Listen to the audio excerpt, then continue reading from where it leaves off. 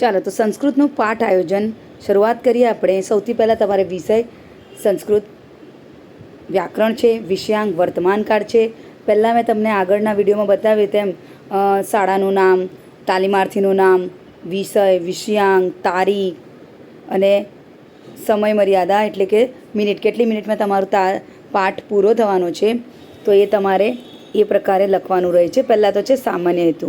વિદ્યાર્થીઓ સંસ્કૃત ભાષાનું પ્રાથમિક જ્ઞાન મેળવે, વિદ્યાર્થીઓ સરળ સંસ્કૃત વાંચી શકે, વિદ્યાર્થીઓ સરળ સંસ્કૃત સમજી શકે, વિદ્યાર્થીઓ સંસ્કૃતમાં સુલેખન કરી શકે અને વિદ્યાર્થીઓ સંસ્કૃતમાંના જ્ઞાનનો ઉપયોગ કરી શકે, વિદ્યાર્થીઓ સંસ્કૃત શિક્ષણમાં રસ કેળવે.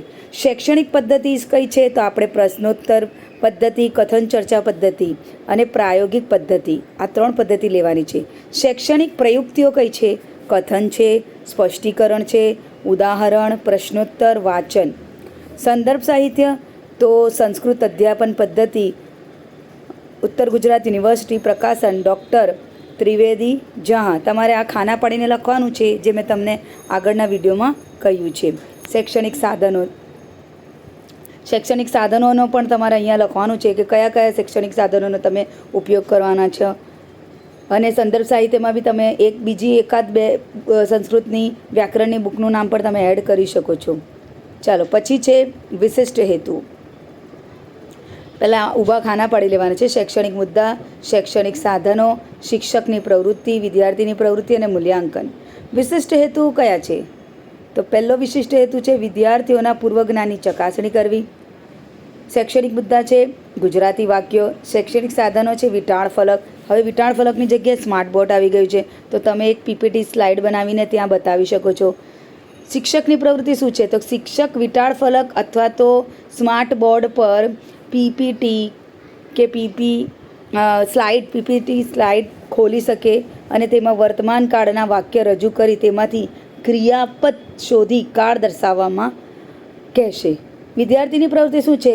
વિદ્યાર્થી વાક્ય પઠન કરશે. આપણે કહીશું કે ભાઈ તમે આ વાક્ય વાંચો, પ્રશ્નોના ઉત્તર આપશે અને મૂલ્યાંકન, વિદ્યાર્થીના ઉત્તરો પરથી મૂલ્યાંકન થશે.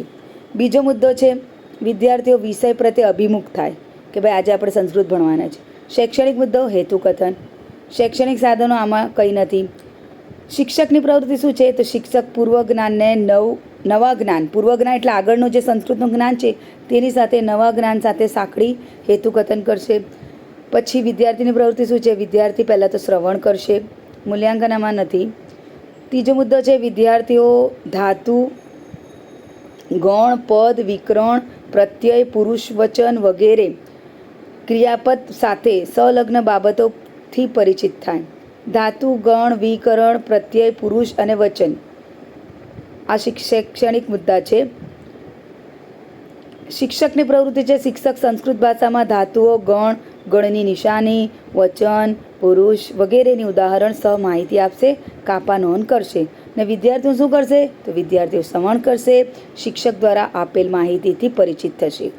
વિદ્યાર્થી ચર્ચામાં ભાગ લેશે, તે પરથી મૂલ્યાંકન થશે કે કેટલા વિદ્યાર્થીઓ જવાબ આપી રહ્યા છે. વિદ્યાર્થી સરળ સંસ્કૃત વાક્યનું પઠન કરી અર્થગ્રહણ કરે.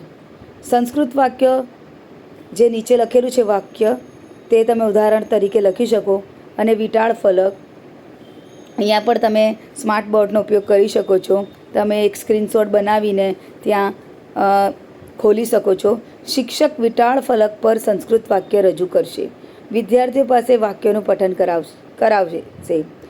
પછી વિદ્યાર્થી પ્રવૃત્તિ શું છે? વિદ્યાર્થી વાક્ય વાંચશે અને મૂલ્યાંકન શું થશે? કે પઠન પરથી મૂલ્યાંકન થશે કે લોકો વાંચી શકે છે.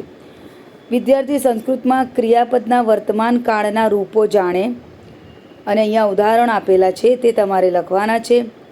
પછી અહીંયા શિક્ષકની પ્રવૃત્તિ છે પ્રશ્નોત્તર દ્વારા વાક્યમાંથી ક્રિયાપદ, તેના પુરુષ અને વચન શોધવાનું જણાવશે. વિદ્યાર્થીઓ